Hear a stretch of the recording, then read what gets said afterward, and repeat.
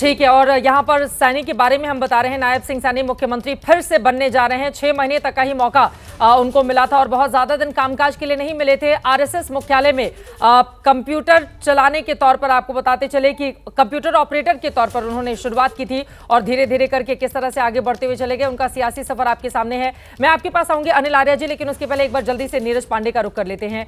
नीरज, जरा तस्वीरें दिखाइए। प्रधानमंत्री 1 बजे पहुंचने वाले हैं, कौन कौन से लोग पहुंच चुके हैं, क्या क्या खास रहने वाला है आज इस शपथ ग्रहण में और क्या दिलचस्प बातें जो हमारे दर्शकों को नीरज आप बताएंगे?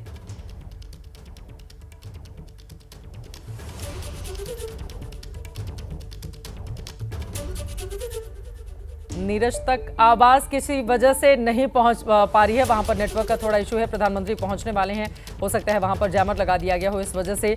लेकिन अनिल आर्या जी, सीधे आपके पास आते हुए, जैसे अभी नीरज तक कनेक्शन नहीं पहुंच पा रहा है हमारा किसी वजह से, तो हालांकि उसको हम दुरुस्त कर लेंगे, ये तकनीकी वजह है, लेकिन जनता तक कांग्रेस पार्टी का कनेक्शन नहीं बन पाया, वो भी तब जब ऐसा माना जा रहा था एक तरफा लहर चल रही है उसके पक्ष में। लेकिन आज बीजेपी के लिए बहुत बड़ा दिन है। अनिल विज की तस्वीरें हम दिखा रहे हैं। देखिए, अनिल विज 7वीं बार चुनावी मैदान में उतरे, उन्होंने जीत हासिल की और जिस दिन वोटिंग पड़ रही थी उस दिन बड़ा गाना सुना रहे थे चैनल वालों को और ये भी कहते हुए नजर आए कि अब मुख्यमंत्री आवास में ही आपसे अगली मुलाकात होगी। सीएम बनना चाहते थे लेकिन इन्हीं को ही पर्यवेक्षक बने अमित शाह ने आगे कर दिया और कहा कि नाम आगे बढ़ाइए सैनी का। क्या है दिलचस्पी इसके पीछे? और अमित शाह अगर पर्यवेक्षक बनकर वहां पर पहुंचे तो इसके मतलब क्या निकाले जाए? देखिए, हरियाणा में अनिल विज और राव इंद्रजीत सिंह 2 ऐसे नाम थे जो ये बार बार कह रहे थे कि मुख्यमंत्री हम क्यों नहीं बन सकते हैं। बिल्कुल। और ये खतरा मुझे लगता है कि पार्टी आलाकमान को था कि कहीं कोई खेला ना हो जाए। बाद में कृष्ण बेदी का नाम भी उछल गया था तो वही मुख्यमंत्री बनना चाहते हैं। लेकिन राव इंद्रजीत का 3 दिन पहले ट्वीट आ गया था कि हम सब लोग भाजपा के नेतृत्व के साथ हैं, भाजपा के साथ हैं और ये सब बेकार की बातें हैं कि हम मुख्यमंत्री की बात कर रहे हैं या विद्रोह करेंगे, ऐसा कुछ नहीं है। तो मुझे लगता है कि अमित शाह के जाने से जो थोड़ा बहुत कहीं सुर उभरने थे वो सारे कंट्रोल हो गए, काबू हो गए। दूसरी बात ये थी कि अमित शाह का हरियाणा में आना या पर्यवेक्षक बनकर एमएलए के साथ बैठना एक ये मैसेज देना भी था कि भाजपा हरियाणा को किस कदर गंभीरता से लेती है। और इसका जो मैसेज जो बात कर रहे थे, महाराष्ट्र या झारखंड में मैसेज जाने वाली बात थी, वो तमाम मुझे लगता है कि वो चीज़ें थी जिस वजह से अमित शाह वहाँ पर आए थे। और अमित शाह के आने के बाद ये भी तय हो गया कि जो हरियाणा में सरकार चलेगी नायब सैनी की, उसमें कोई गतिरोध किसी ढंग का नहीं होगा। बिल्कुल। और शपथ के साक्षी कौन कौन से बड़े नेता बनने वाले हैं वो भी एबीपी न्यूज अपनी स्क्रीन पर आपको दिखा रहा है रोहित। लेकिन हरियाणा को लेकर कम से कम ये बात माननी पड़ेगी, एक तो बीजेपी किसी भी चुनाव को हल्के में नहीं लेती और दूसरी कांग्रेस के लिए देखन में छोटन लगे घाव करे गंभीर। बिल्कुल चित्रा, बिल्कुल सही आपने कहा। देखिए, हल्के में भारतीय जनता पार्टी ने इस चुनाव को नहीं लिया और जो बातें अक्सर कही जाती थी, जो बड़ी महत्वपूर्ण बात है, यानी देखिए जीत जरूरी है, उसके लिए उसी तरह से रणनीति बनाई गई कि परिवारवाद के आरोप बीजेपी अभी तक कांग्रेस पर लगाती रही, लेकिन इस बार बीजेपी ने बिल्कुल गुरेज नहीं किया। श्रुति चौधरी को टिकट दिया, वो जीत गई। इसके अलावा अगर बात करें राव इंद्रजीत की बेटी आरती राव, उनको टिकट दिया, वो भी चुनाव जीतकर आ गई। तो ये दोनों बड़े सियासी परिवार हैं हरियाणा की राजनीति के। इन दोनों की बेटियों को टिकट दिया, टिकट कुलदीप बिश्नोई के बेटे को भी दिया गया, हालांकि वो चुनाव हार गए, किस्मत ठीक नहीं रही।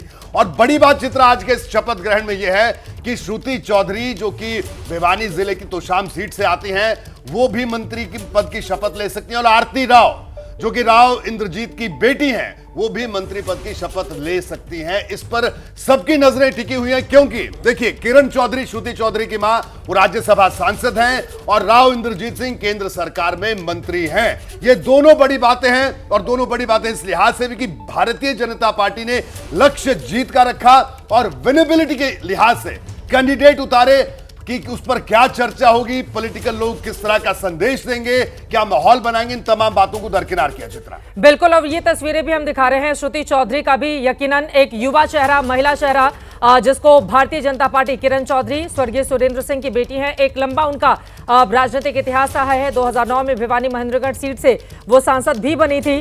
क्या नीरज हमारे साथ हैं? नीरज पांडे, एक बार उनका हम रुख करेंगे। पीसीआर अपनी आवाज हटाइए कान से। नीरज पांडे हमारे संवाददाता अगर जुड़े हुए। नीरज, मंच की तस्वीरें आने शुरू हो गई हैं, कई ऐसे नेता हैं जो मंच पर मौजूद हैं, अगर उनका हम फोनो ले पाए तो मुझे लगता है कि मंच पर किन किन नेताओं की मौजूदगी है वो तमाम चेहरे हमें। धर्मेंद्र प्रधान का रोल बहुत बड़ा रहा था इस चुनाव में, और भी कई नेता, बिप्लब देब वहां पर पहुंचे हुए थे, उनका रोल बहुत बड़ा रहा था। हम वहां से अगर ग्राउंड जीरो से अपने रिपोर्टर को ले लें तो शायद मुझे लगता है मंच पर किन किन लोगों की मौजूदगी है वो और ज्यादा जानकारी हमें देंगे। सचिन हमारे साथ मौजूद हैं। सचिन, मंच पर कौन कौन से बड़े नेता पहुंच चुके हैं, क्या दिखाएंगे? मंच की साज सज्जा किस तरह से की गई है, कौन कहां बैठेगा, उसके बारे में विस्तार से बताएं।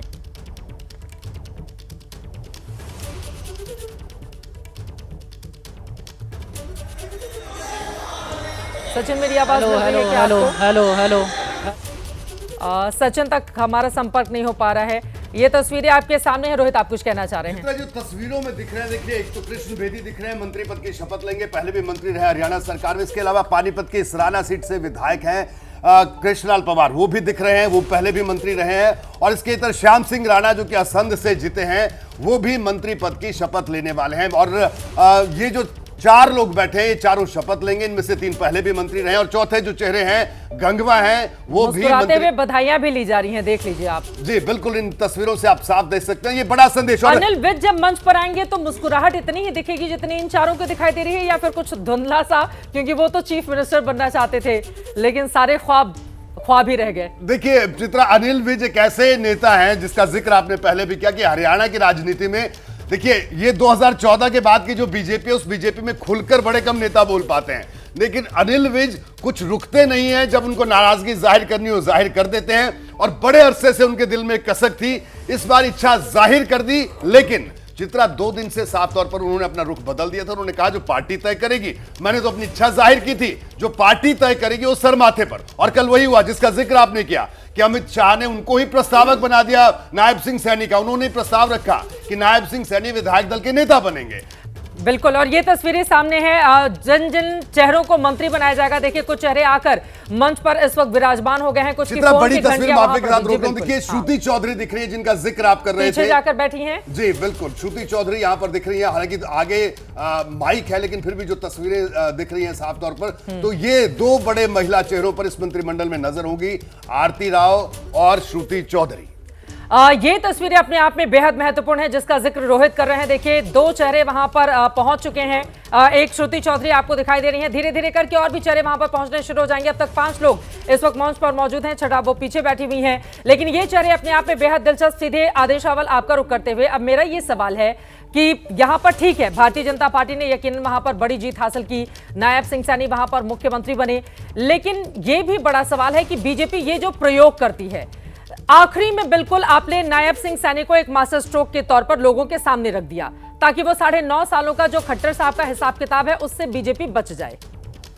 नहीं, देखिए, मार्च की बात है, लोकसभा चुनाव से पहले जब बीजेपी ने मनोहर लाल खट्टर को हटाया और मनोहर लाल की पसंद नायब सिंह सैनी को मुख्यमंत्री बनाया। मनोहर लाल की पसंद, हाँ, ये बड़ी दिलचस्प है। मैंने इस पे फोकस जानबूझ के की है कि मनोहर लाल खट्टर की पसंद को ही बनाया गया था लोकसभा चुनाव से पहले, और उनको ये लगता था कि जो एंटी इनकम्बेंसी है उसको हम हटा देंगे इनके एक चेहरा बदलने के जरिए, और बीजेपी ने किया भी वही। विधानसभा चुनाव में जितने भी पोस्टर बैनर आपको दिखाई दिए, उसमें मनोहर लाल की कोई तस्वीर नजर नहीं आई आपको, सिर्फ नायब सिंह सैनी और प्रधानमंत्री मोदी दिखाई देते थे। तो उससे ये साफ है कि बीजेपी की जो क्षमता है चुनाव लड़ने की, आखिर तक लड़ने की, हरियाणा एक ऐसा उदाहरण है। मुझे लगता था कि रिवाज टूट जाएगा, क्योंकि हरियाणा हमेशा जाता है सेंटर के साथ में। आप देख लीजिए पिछले 20-25 साल में जिसकी सरकार केंद्र में है वही उसी को हरियाणा चुनता है, लेकिन चुनाव की शुरुआत में ये लग रहा था कि इस बार रिवाज टूट जाएगा। कांग्रेस पार्टी को काफी एज था कि मतलब आप कह रहे हैं बीजेपी को भी भरोसा नहीं था कितनी बड़ी जीत हमें मिलने वाली है वहां पर? क्योंकि मैं ये बात इसलिए कह रहा हूं क्योंकि जो एंटी जाट सेंटीमेंट था उसे कोई भाप नहीं पाया कि वो इतना ज्यादा है।